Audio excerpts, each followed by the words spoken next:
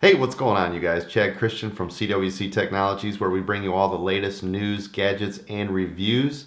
I wanted to do a long-term review if anybody's on the fence or thinking about grabbing the Sony a7 III. On this, I've got the 24-105 G lens. This is a fantastic lens for the price. It has great reach, excellent quality. So let's go ahead and talk about this camera, the things that I like, the things that I don't like, help you guys to make a better buying decision. Some of the things that I don't like and other reviewers have mentioned are these doors. I don't like all these doors on this system. I wish there was an easy way, like with the Fujifilm X-T3, you could actually remove the side panel and get rid of it. That would be nice. Or like I'm shooting on the new Canon EOS R, where it just has flip doors where they're not just hanging all over the place. The other thing on all the Sony cameras, I don't know why, they put these camera mounting straps on it. They always rattle. I mean, it sounds like jingle bells every time you're using this camera. Of course, one of the things that I don't like about the camera is the fact that there's no flip screen. It doesn't flip up like some of the other Sony cameras do, and it also doesn't flip around with an articulating screen like with the Canon M50 that I'm shooting up here or the Canon EOS R. So it would be nice if camera manufacturers would just give us a flip screen, because honestly, this camera with 4K full frame, no crop at 24p, if this had a flip screen, there wouldn't be another camera out there that could beat it. Sure, it doesn't have 4K 60, and that's also one of the cons. If you want to shoot B-roll or 4K 60, this camera does not have that. It does, though, shoot 4K 24 and 30, 100 megabit data rate, so it does have good quality. One of the other cons is holding the camera. Holding this camera for a long period of time, shooting videos, or shooting a lot of photos, it actually makes your hands start to cramp up because your pinky doesn't have anywhere to hold. So you're finding that you're trying to hold the camera in a lot of different ways, just trying to grab a hold of this camera. And if somebody had bigger hands than me, it would be even harder. Also, the speaker. I know a lot of you don't really care how the speaker system is in a camera, but when you're playing back video, I want to be able to hear it. For example, if you're on a shoot with somebody and you're doing some quick video stuff and you want to show them, hey, look at this, you want to be able to hear it, and the volume is really low on this system. Another negative with the system is the menu system. It's just so hard to get to. The fact that the touchscreen doesn't allow you to actually make any changes makes this just a much harder system to use than it should be. The only thing that this touchscreen is for is touch to focus. That's it. You can't use it for anything else. No menu changes. And the menu system, let me show you, has so many different options and things that you have to get into to change to make it usable, that it does make it harder, and it would be very convenient to be able to use the touchscreen to make those changes. You can change through the menu system using the joystick. Now let's get into the positives of this camera, and there are so many, and I know I'm going to miss a lot of them.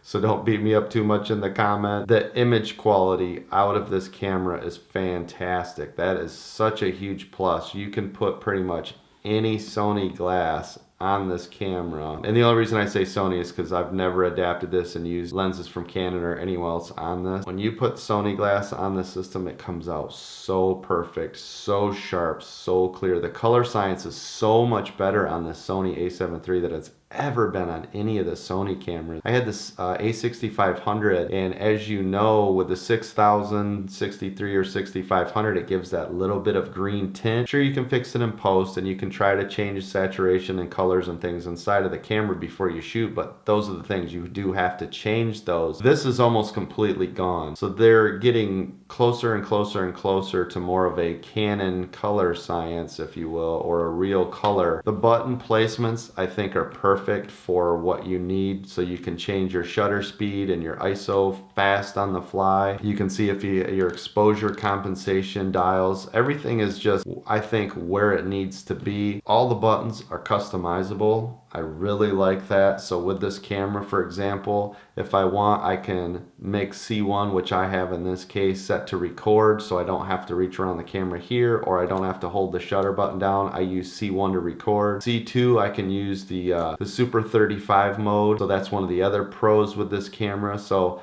Right now this is a 24-105. If I want, I can enable that crop mode with this camera system, and then it will crop in further, meaning I get more out of my lenses. So this 105 becomes equivalent to like a 155, or it starts to really reach out. You combine that with your zoom, which has a zoom digital aspect, and I can get like 200 millimeters on this lens.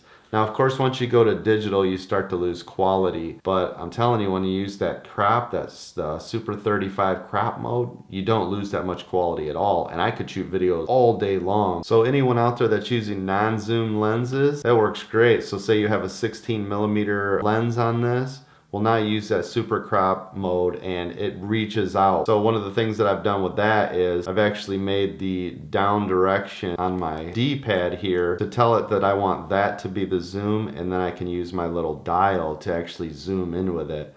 So you can actually make your non-zoom lenses zoom lenses. I like the joystick on it. When you're taking photos, it makes it really easy to find and pinpoint those focus points. And the reason you want to do that, let's say I've got a tree or a bush or something that I'm shooting through and I want to be able to see a little bit of that, but have it blurred out, and I'm actually taking a picture of someone behind it. What it'll do is, if there's too much of that information in front of the screen, it's going to try to focus on that. But with the joystick, I can pinpoint right to someone's face, or use the wonderful eye autofocus tracking system on this camera, and I can hit them and still have that nice image in front of the screen, and I can pinpoint exactly where I want to focus. So one of the other pros of this system is the eye auto tracking. It's fantastic. The only one that I've seen as good now is the Fujifilm X-T3. So if you're a photographer, this would definitely be top of your list to get. One of the other pros of the system is the camera body itself has image stabilization built into the system. So when you combine it with a lens like this that has image stabilization inside of the body of the camera and inside of the lens, now you've got dual image stabilization, and it comes out smooth. Your shots, of course, it's not going to look gimbal like you get with the Panasonic GH5, but it's good enough. When you're shooting video and you have both of those turned on, and you use warp stabilizer or some other image stabilization tool on your editing software, it looks clean. It literally looks like you're holding this on a tripod or a monopod. You can get perfectly nice video and photos out of that.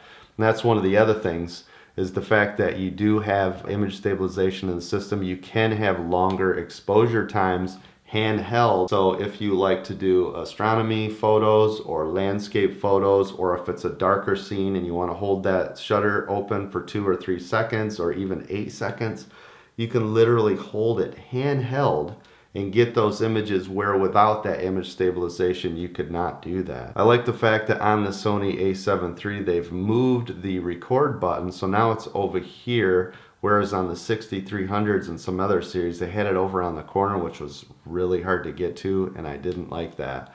Of course, one of the other advantages of this system is the fact that you can run dual memory cards. The advantage, of course, of that is the fact that if one runs out, it will roll over to the other, or if you're shooting documentaries or weddings or things, you know, professional work that you're worried about if a camera or one of the cards becomes corrupt, you can actually have this in redundant mode so that it's recording off of memory card 1 is recording exact same information to memory card 2. Or if you have a couple of shooters on scene and let's say you wanted to edit and turn this around really fast, anything you're shooting, you could literally open this up, give one of the cards to your video editor, keep the other card inside of your system, and just keep on filming and swapping and rotating those camera systems. Also, one of the advantages of this system is the fact that you can use external power to power the system via micro USB or through your USB-C, so the whole time you're using this camera you can have it powered. So instead of bringing a couple of different batteries for the system, you can just keep on charging the system while you're using it. You could use an external battery pack, plug it into the wall if you have the adapter for it. The batteries on this camera are fantastic. They last all day. They're one of the best batteries I've ever used for a camera.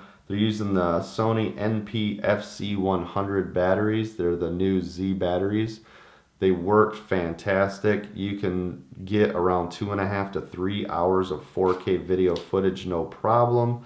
You can get around 800 to 900 pictures with that. Between the long battery life, excellent 4K, the Super 35 cropping ability, which turns your lenses into longer lenses, this fantastic electronic viewfinder that shows you everything exactly the way you've set it up. The new menu system, the way that you can favorite menus in this system is different than the 63 or 6500 camera system. So at least it makes it easier to get to those items. The fact that you can control this camera with your phone because it doesn't have the flip screen, that's also a positive on its side. I think this is a great camera. Fantastic buy, probably one of the best values you can get that's out there right now. Highly recommend it. Make sure you guys check down in the description. I'll leave a link down below where you can get yours, and also this beautiful lens. I've also got the Canon EOS R video coming in for you guys, so I'm going to do a review and first impressions of that camera system. Also the Canon M50, I am going to do a long-term review on that for you guys. So if any of you guys are into cameras and lenses, also make sure you subscribe on top of my tech videos, laptops, phones, mobile gaming, etc. So in conclusion, after using this Sony a7 III for a long time, would I buy it? Absolutely. This is Coach approved. I love this camera. I love this system. The image quality is top notch. They've done a fantastic job with the Colorscience. The ease of use, they're getting better and better. Sony's doing a great job. If they put a flippy screen on it, it'd be lights out for all other companies, I think, right now. This is a great system, fantastic build, image stabilization, 4K, no crop. Beautiful system, highly recommended. Dual redundant memory card slots. Yes, I love my Sony a7 III. I highly recommend it. So that's going to do it for my video today. I hope you guys enjoyed it. If you did, click that thumbs up and subscribe. Leave your comments and questions down below. I'll make sure to answer those. I really appreciate you being here, and I'll see you guys on the next video.